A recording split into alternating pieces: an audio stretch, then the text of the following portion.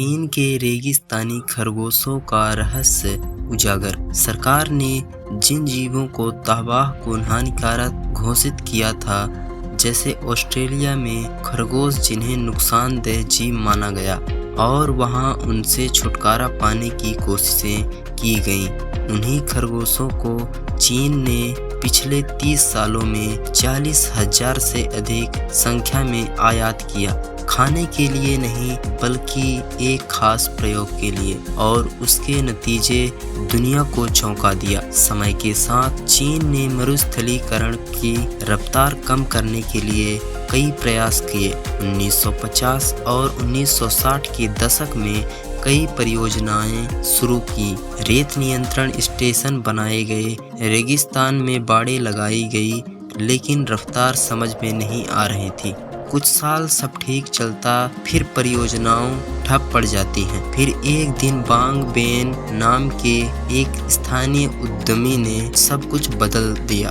बांग ने अपने पैसों से एक अनोखा विचार आजमाया। उन्होंने लगभग 24 एकड़ के रेगिस्तान में सूखी झाड़ियां को चौकोर आकार में जमाना शुरू किया और उनके बीच बीच में बिलो बेद के पेड़ लगाए गए। बिलो ऐसा पेड़ है जो बहुत कम पानी में भी जी सकता है, क्योंकि इसकी जड़ें रेगिस्तान में लगभग 300 फीट नीचे तक पानी खोज सकती हैं। इसी लकड़ी से कागज और फर्नीचर भी बनते हैं, बशर्ते कि यह पेड़ वहां जम जाए। लेकिन कुबूची में लगे बिलो पेड़ को खास देखभाल चाहिए थी। कागज और फर्नीचर उद्योग के लिए इन्हें बेचने के लिए जरूरी था। नई पतली टहनियाँ तुरंत खाई या काटी जाई ताकि मुख्य तना मोटा ना हो सके। रेगिस्तान में यह काम बहुत मुश्किल था और महंगा था। यहीं पर कहानी मोड़ लेती है। खरगोशों की एंट्री होती है और खासकर रेक्स रैबिट्स की। रेक्स खरगोश एक खास नस्ल है जिसका फर उदबिलाव या उद जैसा बेहद मुलायम और कीमती होता है और लग्जरी कपड़ों में काम आता है। लेकिन इन्हें यहाँ क्यों लाया गया? क्योंकि इन छोटे जीवों ने कुबूची रेगिस्तान को पूरा इकोसिस्टम बदल दिया। रेक्स खरगोश बिलो के पेड़ों से निकलने वाली नई पत्तियां टहनियां खाना पसंद करते हैं। जब वे नीचे की पतली टहनियां खाते हैं तो पेड़ों का मुख्य तना मोटा होता गया, बिल्कुल वैसा ही जैसा था, और यह लकड़ी कागज उद्योग के काम आने लगी। यानी खरगोशों का पेट भी भरा और कागज उद्योग को कच्चा माल भी मिल गया। एक तरफ पर्यावरण की, दूसरी तरफ अर्थव्यवस्था, दोनों चल निकले। पर यह तो बस शुरुआत थी। जैसा कि आप जानते हैं, बिलो की जड़ें 300 फीट तक गहरी जाती हैं। ये पेड़ रेत में जड़ पकड़ लेती हैं, रेत को बांधने लगे। नतीजा यह हुआ कि हवा चलने पर रेत उड़ने लगी तो पहले जैसे उड़ान नहीं भर पाती थी और फंसी हुई नमी भी तेजी से वाष्पित नहीं होती थी। उधर खरगोशों ने अपना असली कमाल दिखाना शुरू किया। रेक्स खरगोशों का मल प्राकृतिक खाद की तरह काम आने लगा। चीन के जीरो वेस्ट सोच में यह एक कीमती उत्पाद बन गया। दूसरा, रेक्स नस्ल तेजी से प्रजनन करती हैं। एक मादा एक साल में लगभग 50 बच्चों को जन्म दे सकती हैं। यानी इनकी संख्या बढ़ी तो इनके गोबर की मात्रा भी बढ़ी और जमीन और ज्यादा उपजाऊ होती है। आखिरकार रेतीले टीलों की जगह खेत बनने लगे, जहां धीरे धीरे फसलें भी उगने लगी।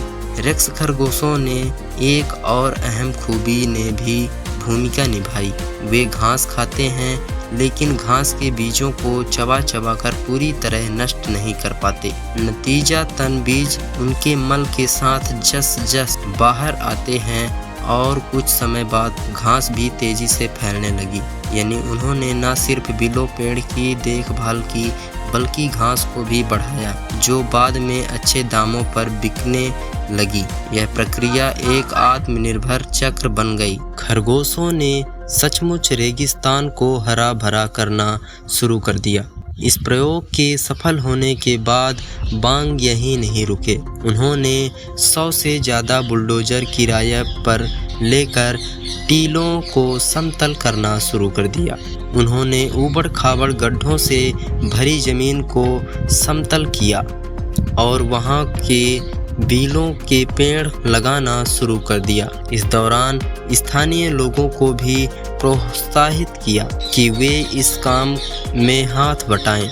यहाँ सिर्फ पर्यावरण नहीं बदला, लोगों की जिंदगी भी बदल गई। चीनी सरकार की मदद से लाखों रेक्स खरगोश मंगाए गए और स्थानीय लोगों में बांटे गए। हर एक घर छोटा फार्म बन गया। 10 साल तक यह प्रोजेक्ट चलता रहा और पूरा इलाका बदल गया।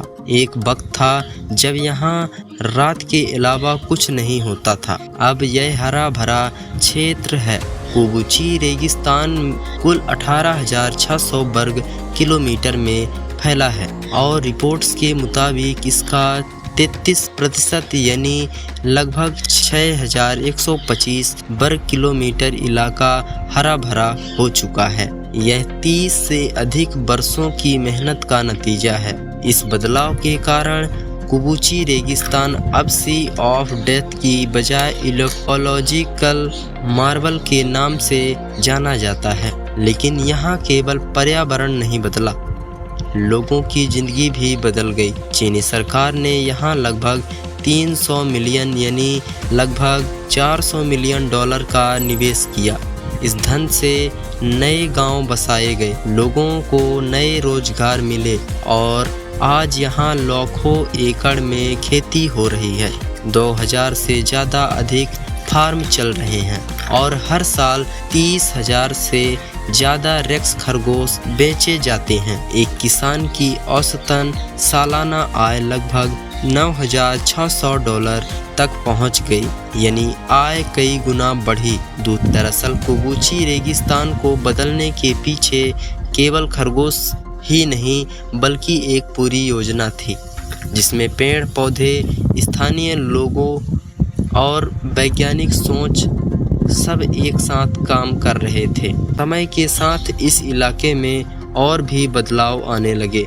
जहां पहले केवल रेत के टीले दिखाई देते थे, अब वहां छोटे छोटे जंगल बनने लगे। कुछ जगहों पर पानी भी जमा होने लगा, जिससे पक्षियों और छोटे जानवर की वापसी होने लगी। वैज्ञानिकों ने पाया कि जमीन का तापमान भी धीरे धीरे बदल रहा है, क्योंकि पेड़ों और घास ने धूप को सीधे जमीन तक पहुंचने से रोकना शुरू कर दिया था। आज कुबुची रेगिस्तान को दुनिया के सबसे सफल पर्यावरणीय प्रयोगों में से एक माना जाता है।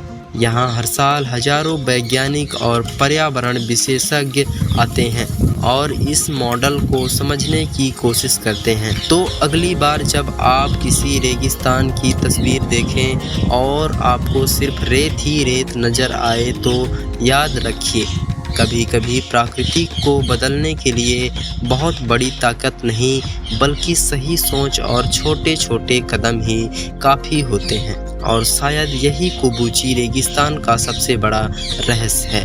धन्यवाद।